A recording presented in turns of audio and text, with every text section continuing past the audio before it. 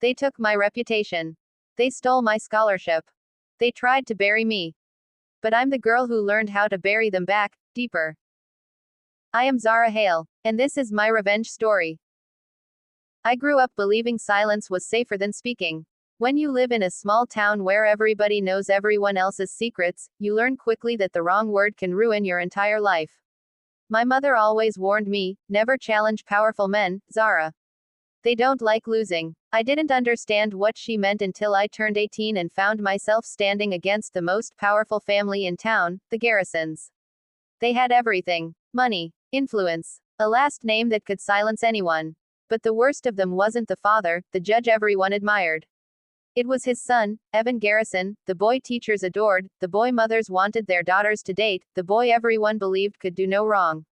He was charming, handsome, athletic, and a nightmare wrapped in a perfect smile. Everything began during my final year of high school. I wasn't popular, but I wasn't invisible. I worked hard, I kept to myself, and my grades were good enough to make me a candidate for scholarships. Evan barely knew I existed. Or so I thought. One night during a senior lock-in, he approached me with that too smooth smile. "Zara, you're smart. Can you help me with my college essay tomorrow?" I knew he didn't really care about me, but I wanted to be helpful. Maybe it would look good on my resume. Maybe people would finally see me as more than the quiet girl in the back row. So I agreed. I didn't know that decision would shatter my life. The next day, I met him in an empty classroom. At first, he pretended to care about the essay. But within minutes, he leaned too close, touched my arm, and made a move on me. When I pushed him away, he looked shocked, offended, like no girl had ever dared tell him no. "You're lucky I even looked at you," he snapped. I left immediately, shaking, embarrassed, disgusted. But the humiliation didn't end there. The next morning, a rumor spread through the school like wildfire, that I had begged Evan to be with me, that I threw myself at him, that he rejected me. By lunchtime, someone had scribbled, "Desperate," on my locker. Girls glared at me in the hallway. Boys laughed and made crude jokes. Teachers whispered with disappointment in their eyes. And Evan walked through the halls wearing that same smirk. I tried to ignore it. I tried to move on. But things got worse, much worse. A week later, a police officer knocked on our door. Someone had anonymously reported that I was harassing Evan, sending threats, showing up at his house. None of it was true. But Judge Garrison, Evan's father, signed the order requesting a formal warning against me. My mother was devastated. My scholarship application, once promising, was suddenly under review.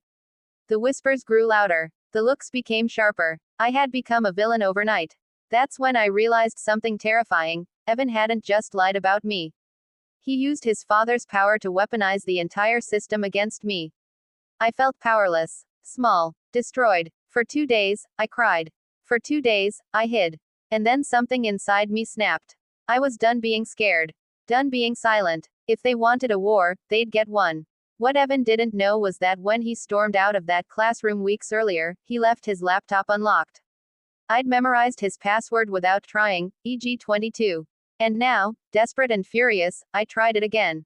It worked. Suddenly, I had access to every email, every file, every secret Evan had. And buried inside his inbox were messages between him and his father that made my blood freeze. Messages about money exchanged under the table, approvals pushed illegally, threats to contractors who complained, land deals that were absolutely criminal. Judge Garrison wasn't a pillar of justice. He was a corrupt man hiding behind a robe. And Evan, he wasn't innocent. He had been helping cover up his father's schemes. For the first time since everything happened, I felt something like power. Not because I wanted revenge, but because I finally had proof of the truth. And truth is the sharpest weapon a powerless girl can hold. I didn't rush. I collected everything: emails, attachments, screenshots, timestamps. I organized them into folders. I named one, the Garrison Files. Another one simply, insurance, in case I needed it later. I didn't plan to expose them immediately. I wanted them to understand what it felt like to live in fear first. Then, they struck again. A letter arrived one morning, a restraining order filed by Judge Garrison himself. Signed by him. Approved by him. No evidence. No hearing. Just his signature and his arrogance. My mother cried again. And I stared at the paper feeling nothing but a cold, sharp clarity. They had picked a fight with the wrong girl. And I whispered to myself, "You're done." The restraining order didn't scare me. It fueled me. It made everything clearer, sharper, simpler. The garrisons thought they could crush me with a piece of paper, but they didn't know that by pushing me into a corner, they'd forced me to find claws I didn't know I had. The day after the letter arrived, I skipped school and walked to the town library, where no one would think to look for me. I sat down at one of the old desktop computers, plugged in my flash drive, and opened the folder that held the garrison's dirtiest secrets. I read every email twice. Some 3 or 4 times. Each message was a dagger waiting to be used. There were payments disguised as donations. Threats hidden behind legal language. Developers begging for more time. Contractors complaining about safety issues. And the judge's responses, cold, smug, terrifying.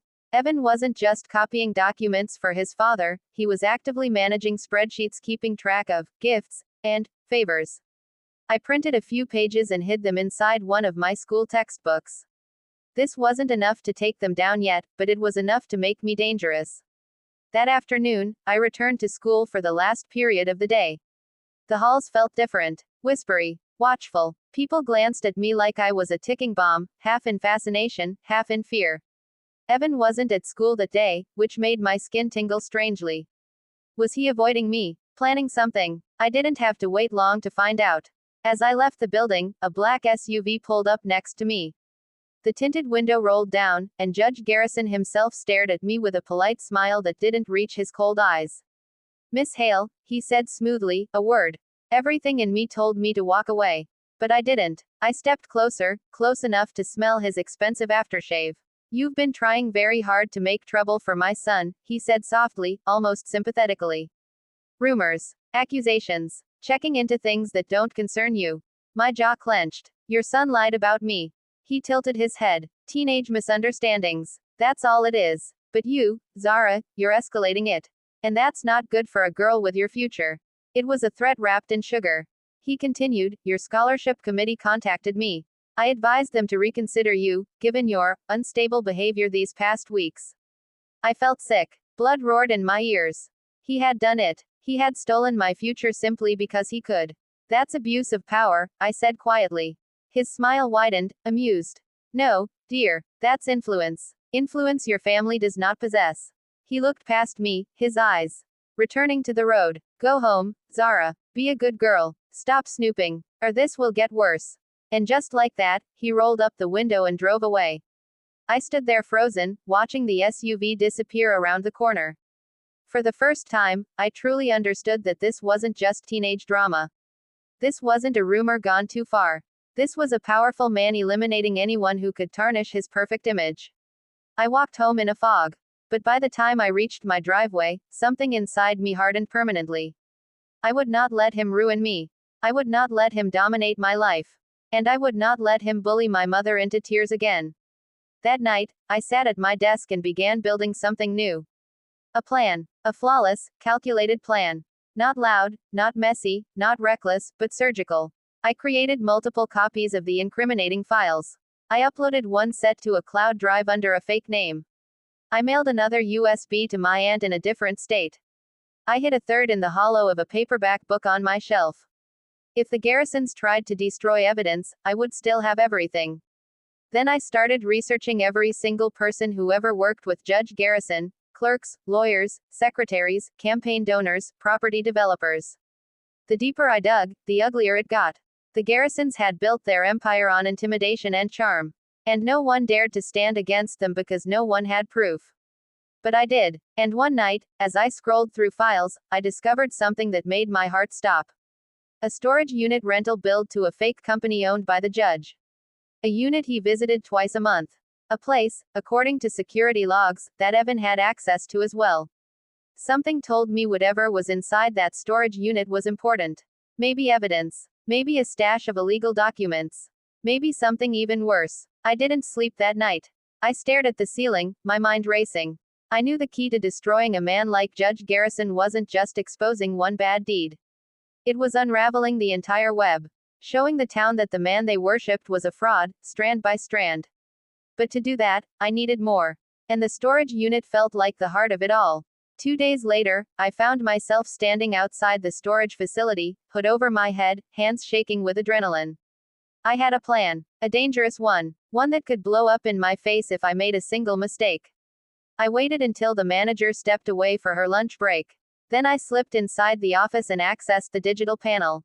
It took me less than 3 minutes to bypass the password. Evan's laptop had taught me how sloppy the garrisons were with codes. The screen flashed open, and there it was. Unit 047. Rented under Carter Holdings LLC. Owner contact greg.garrison@statecourts.gov.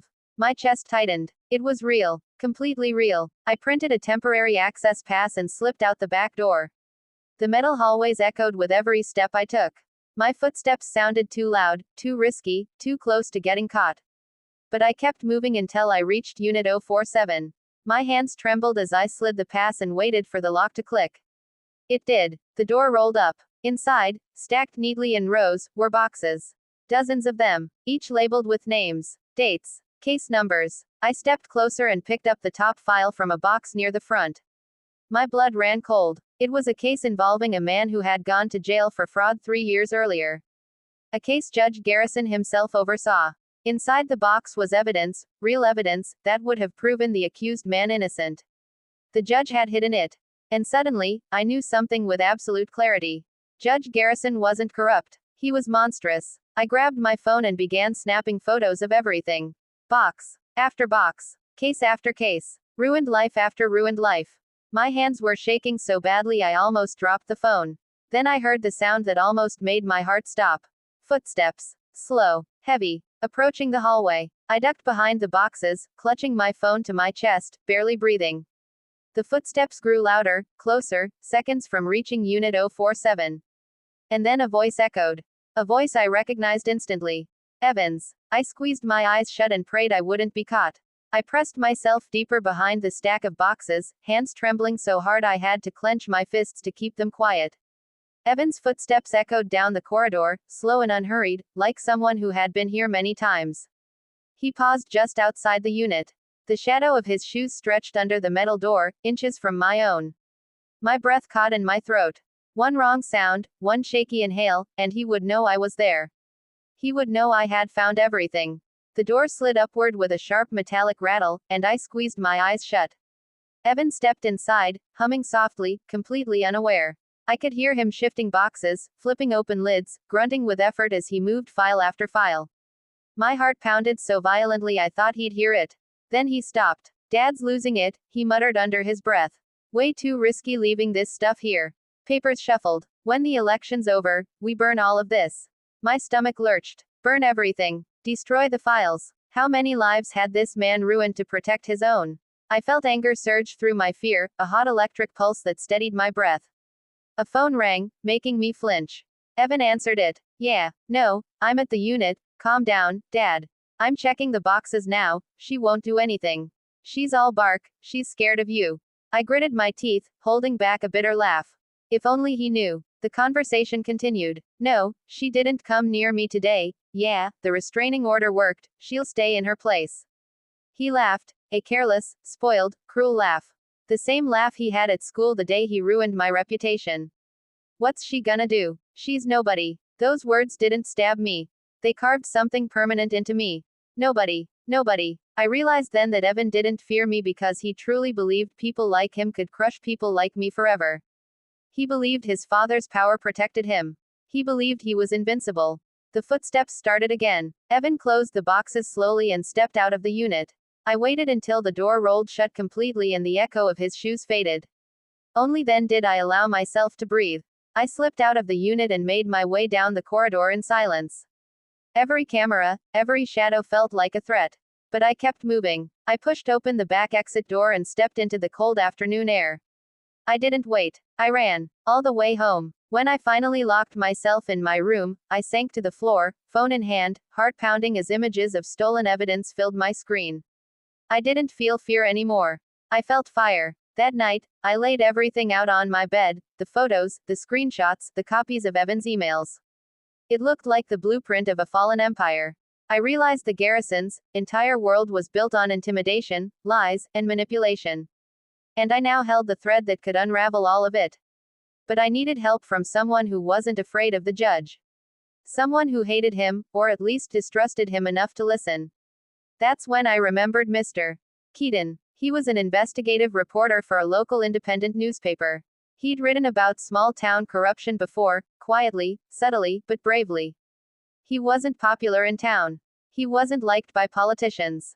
Which meant he was perfect. The next day, I took the long way to school, passing by the tiny brick building where the newspaper office sat.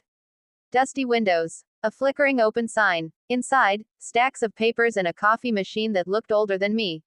Mr. Keaton looked up when the bell jingled.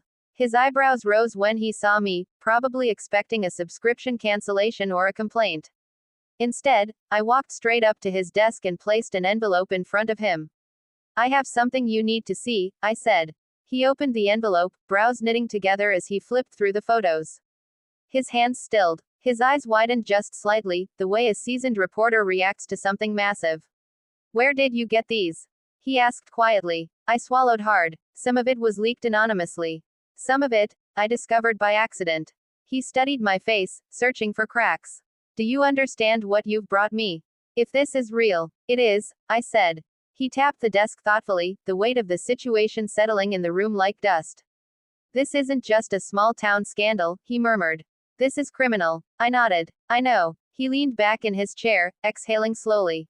You realize if we publish this, Judge Garrison will come after us. Hard. He already came after me, I said. He ruined my reputation, my scholarship, my future. Mr. Keaton's eyes softened, not with pity, but with respect. He nodded once. Okay, Zara, I'm in. I released a breath I didn't know I'd been holding. Over the next week, we met in secret. After school, before sunrise, during my lunch breaks, we printed documents, created timelines, verified signatures. He contacted 2 other reporters in different counties to confirm some details, keeping everything under strict confidentiality. Every step pulled another brick from the Garrison's foundation. Then came the interview requests. One was from a construction worker who'd been injured due to unsafe conditions. Another from a clerk who had been fired for misfiling evidence that the judge wanted hidden. A family whose son had been sentenced unfairly. A businessman who claimed the judge threatened to destroy his store if he didn't donate to his campaign. One by one, the Garrison's victims came forward. Quietly, carefully, anonymously. Each voice added fuel to the fire building beneath the judge's feet. By the end of the week, Mr. Keaton had enough to publish a bombshell article, one that would reach every corner of the state. But the night before it was set to go live, something unexpected happened. A knock on my bedroom window. Soft, hesitant, familiar. I pulled the curtain aside, and there he was. Evan, standing in the dark, alone, hands shaking. Zara, he whispered, voice cracking. Please, I need to talk to you. His face wasn't smug anymore. It wasn't confident. It wasn't arrogant. He looked terrified. Some part of me, some small, leftover fragment of the old Zara, felt a flicker of shock. But the new Zara, the one the Garrisons had created. She opened the window slowly, cautiously, ready for anything. Except the words Evan spoke next. My dad knows, he said. He knows someone's getting ready to expose him, and he thinks it's me. He swallowed hard, eyes glossy with fear. He thinks I betrayed him. My heart went still. And Zara, he's going to destroy me unless you help. For a moment, everything froze. The night air felt colder, sharper. Evan stood there, trembling like someone who had finally tasted what real fear felt like. Not the fear he inflicted on others. Not the kind that came from privilege being threatened. This was deeper, raw, like everything he had ever taken for granted was slipping through his fingers. I didn't say anything. I just stared at him through the open window. He swallowed hard. My dad, he found out someone accessed the storage unit. He went through everything today. He tore the place apart. And he thinks I'm the one who opened it. So, I said quietly, you helped him hide those files. I know. He snapped, then stopped, breathing shakily. But I didn't know how bad it was. I thought he was just bending the rules. I didn't know he buried evidence. I didn't know people went to jail because of him. His voice cracked. I didn't know, Zara. I didn't believe him, not fully, but his fear was real. His hands shook uncontrollably. His eyes darted across my backyard like he expected his father to step out of the shadows. He's losing it, Evan whispered. He kept yelling at me, saying I ruined everything. He took my phone. He locked me in my room. He said if anything comes out in the press, he'll make sure I never get into a single college in the country. He wants to frame me if something leaks. My stomach twisted. Judge Garrison blaming his own son, I should have expected that. Men like him didn't care who burned, as long as their own image stayed untouched. Zara, Evan said, his voice breaking, I know I hurt you. I know he stopped, closing his eyes like he couldn't face the truth. I lied about what happened in that classroom. I spread those rumors. I ruined your scholarship. I did all of that. And you have every right to hate me. I didn't respond. He took a breath that sounded like a sob. But I'm begging you, please, help me. My dad will kill me if he thinks I betrayed him. I crossed my arms and leaned on the window frame. What do you want from me? His eyes lifted to mine, desperate. Tell the reporters everything came from you, not me. Tell them I didn't leak anything. I stared at him. The same boy who called me nobody. Who laughed when people mocked me. Who hid behind his father's robe. And now he wanted me to save him. Why should I asked softly. He swallowed. Because I don't want to end up like him. The silence between us stretched, thick and suffocating. For the first time since this nightmare started, I saw Evan not as the golden prince, but as the scared child he had been molded into. A boy raised to lie, to intimidate, to harm. A boy shaped into a weapon by a father who needed pawns. But sympathy isn't forgiveness. I stepped back from the window. I'm not protecting you. He flinched like I'd slapped him. But, I added, I'm not trying to ruin you, either. I'm going after the one who deserves it. His breath trembled. My dad. Yes, I said. He looked down, tears falling freely now. You're going to destroy him. I'm not destroying anyone, I replied calmly. He destroyed himself. I'm just making sure everyone sees it. Evan pressed a hand to his face, nodding shakily. If he goes down, I go down too. You should have thought about that before you targeted me. He looked at me, and for once, there was no arrogance in his eyes. Only regret. You don't have to save me, he whispered. Just, don't let him blame this on me. I didn't promise him anything. I didn't owe him that. But I did close the window gently instead of slamming it. He stood there for a few seconds, then disappeared into the darkness. I didn't sleep that night. Not because I was scared, but because everything was finally aligning. Every piece was in place. The Garrison's empire, built on fear, lies, and intimidation, was seconds away from collapsing. And I was ready to push. At dawn, Mr. Keaton sent me a message, publishing in 1 hour.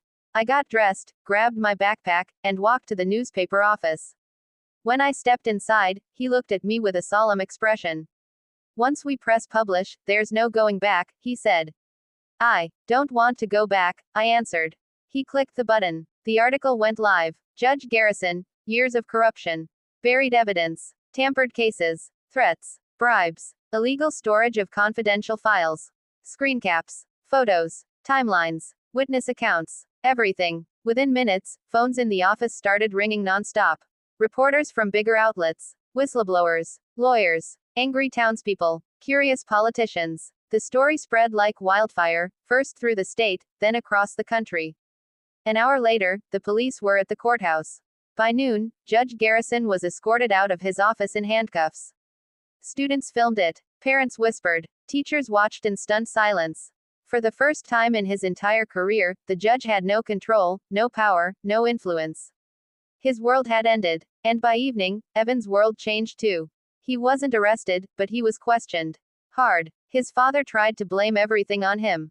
Tried to say Evan had broken into the storage unit, that Evan had forged documents behind his back. But investigators weren't fools. They saw the years of patterns, the signature styles, the timelines. Evan wasn't innocent, but he wasn't the mastermind. A week later, his family moved out of town in humiliation. I thought that was the end of it, until I saw him at school on his last day. He approached slowly, almost cautiously. His hair was unstyled, his eyes tired. He looked like he hadn't slept in days. Zara, he said quietly, I wanted to say, thank you. For what? I asked. For letting everyone see the truth, he said. Even if it ruined everything I knew. I didn't respond. He hesitated, then added, I also wanted to say I'm sorry. Not because it will fix anything. But because you deserved someone to say it. He turned to leave. Evan, I said suddenly. He stopped. You still have a chance, I said. Don't waste it by becoming him. He nodded. It wasn't forgiveness. It wasn't friendship. It was closure, clean, sharp, final. The months that followed were quiet, peaceful. My scholarship was reinstated, my reputation repaired. People looked at me differently, not with pity, but with a kind of wary respect. I didn't feel victorious. I felt free. One afternoon, I sat on a park bench watching the sunset when Mr. Keaton stopped by with a copy of the newspaper. On the front page was the headline: Local student helps expose statewide judicial corruption. He handed it to me with a smile. Thought you'd want a copy. I held the paper gently, like it was something alive. For the first time in a long time, I felt like I had taken my life back. People think revenge is about hurting the other person. But real revenge is about reclaiming everything they stole from you: your truth, your voice, your future. Sometimes the ones who push you down end up giving you the strength to rise higher. Judge Garrison thought he could silence me. His son thought he could humiliate me. They both thought I was nobody. But they forgot something important. Nobody is invisible forever. Sometimes the girl you try to break becomes the girl who breaks your kingdom. And all she needs is the truth.